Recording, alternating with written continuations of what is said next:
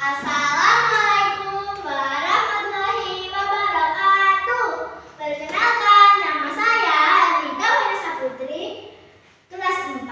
Saya dari SDN 1 Karangrejo, Kecamatan Kramengan. Nah, halo teman-teman semua dan dewa-dewi semua. Apa kabarnya nih? Semoga selalu baik ya.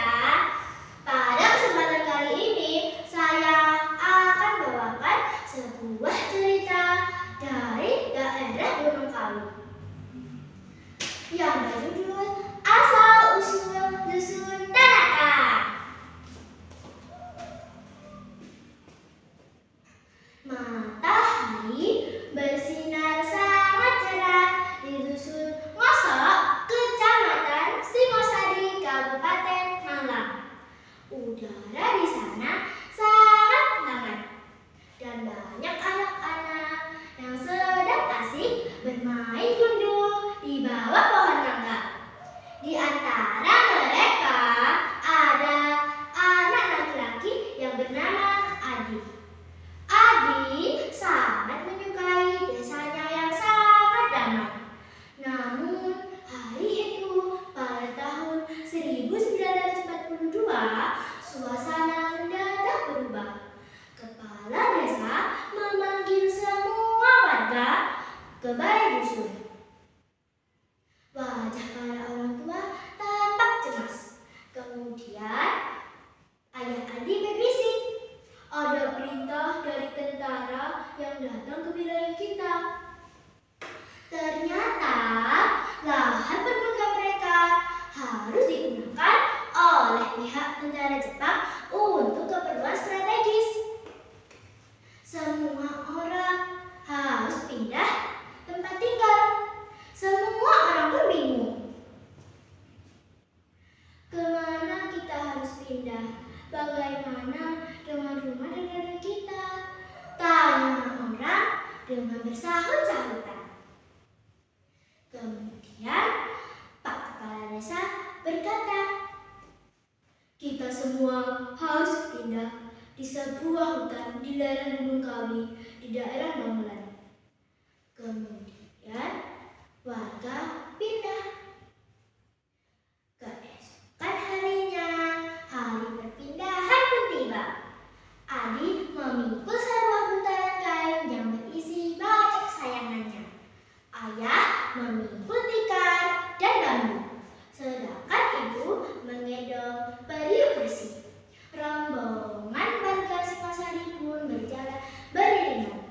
Perjalanan itu sangat jauh, melelahkan dan membutuhkan waktu berhari-hari. Kaki Adi mulai sakit dan terasa pegal. Kemudian ayah menghibur Adi. Ayo Adi, sedikit lagi kita akan sampai di lereng Gunung Kawi.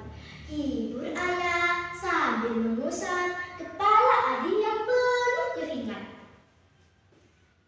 Saat matahari mulai condong ke barat, rombongan itu akhirnya sampai di tepi hutan yang sangat lebat. Pohon-pohon berdiri dengan angker.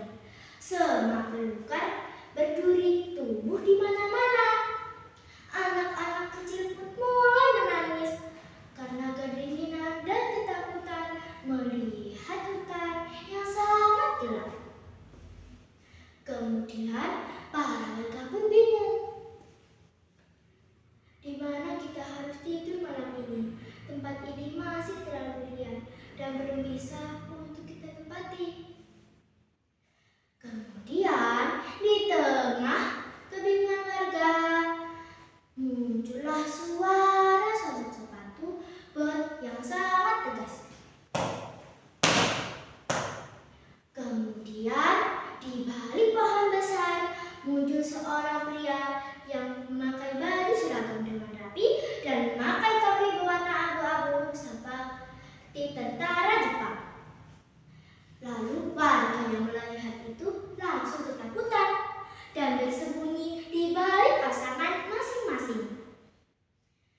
Namun hal yang tidak terduga pun terjadi. Pria itu melambaikan tangannya yang melihatnya pun tidak jadi takut. Kemudian pria itu berkata, "Hei, jangan takut. Perkenalkan, namaku Mitsuyuki Tanaka. Aku di sini ditugaskan untuk membimbing dan membantu kalian di sini." Kemudian keesokan harinya, Tuan Tanaka pun membangunkan semua warga. Setelah semua warga bangun, Tuan Tanaka mengajak semua warga dan adik mengambil kakak. Setelah mengambil kakak, Tuan Tanaka mengajak mereka untuk menebang pohon di hutan dan menghilangkan semak belukar di hutan. Dan kegiatan itu disebut kegiatan babat alas. Setelah membersihkan semua semak belukar, mereka pun beristirahat. Setelah beristirahat, Tuan Tanaka melihat aliran air yang sangat bersih dan besar. Kemudian Tuan Tanaka pun berpikir. Dan ketika itu Tuan Tanaka langsung mempunyai ide. Setelah mereka beristirahat, Tuan Tanaka mengajak mereka bergotong royong lagi untuk membuat saluran air agar saluran air itu langsung mengalir ke sebuah sawah baru mereka. Kemudian sawah itu kembali subur. Dan 2 bulan telah berlalu. Hutan yang dulu sangat menyeramkan kini menjadi dusun yang sangat damai. Warga di sana sangat bahagia dan banyak anak-anak yang asik bermain di sana.